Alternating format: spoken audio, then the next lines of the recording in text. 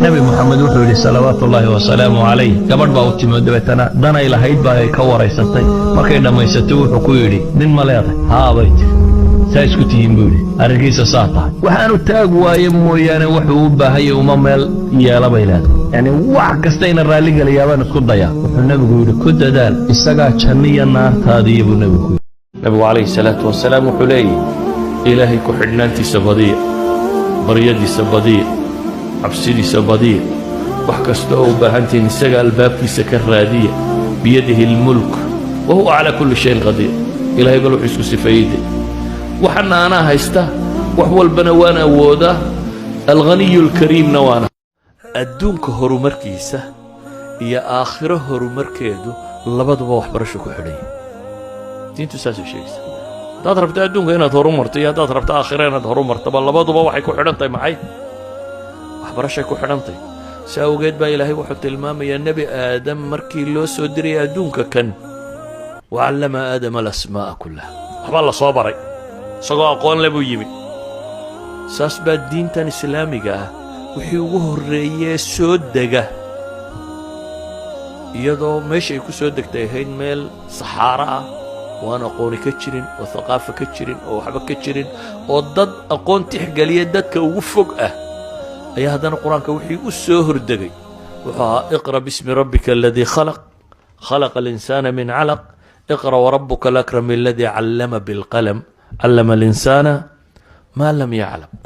وح علمك إيا قالنك إيا وحا كورمية بل سورة دي صدحات ما أفراد حتى قرآن كي سيودك تهدنا نون والقلم وما يسطرون به قفك مؤمنك دبتا الصلاة دي الصحة هيدا يتهي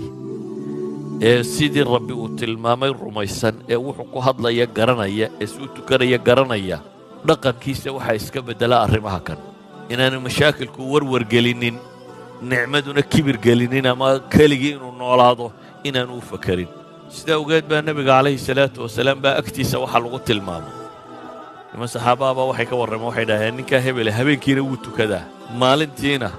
waxbuu yara qaadqaadaa bay leeyihiin tuganima la sheegayaa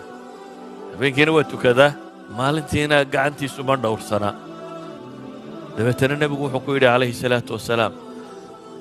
sida ay sheegaysan haday jirto ninkan ay salaatu leeyl ka cayo habeen tukanaya haduu yahay salaatuhu satanhaa abu nabi ku yiri salaadiisa ka reebi doonta wallahi xaqqa niga ka aamusabu nabigu waa shaydaan aflamu rasuul baadilka maanta meel walba ka muuqda hadana ducaad noqon in lam takun daa'iyan fatakunu mad'uwan hadada umada khayrka ugu yeedhin ada sharka lagu yeedhiyo inaan yeedhnaan loo baahan yahay qayla ku nabadgalaynaa haddaad aamusta samiya haddaad aamusto adigana waa laga aamusi maalinba maalinta ka dambaysana ummadda khayrka wadda way yaraan doontaa ogaada marka inaan dacwadda u kacno qayladu waa dacwadda weeyaan oo shaqada diinta culammada keliya aanan ku daynin caamadeenna culammadeenna dhallinyaradeenna odayadeenna tujaarteenna fuqaradeenna shaqaalaheenna madaxdeenna mijaheenna diinta dadaalkeegana aan gacmahaas ku qabsanno niyooda insha allah إن شاء الله هذا أريان يوذب القعان تاتابه إنه شغالة دينه الله أقبل إلهي كده الله ينقدم الله ينقدم قفك مسلم كاي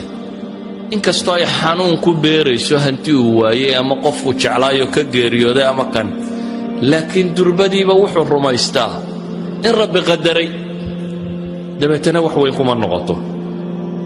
القضاء والقدر إيمانك للرمية مركا wax badan buu ka tara shayga labaad ee leena wax badan buu ka tara waxa weeyaan al-iimaan bil yawm al-aakhir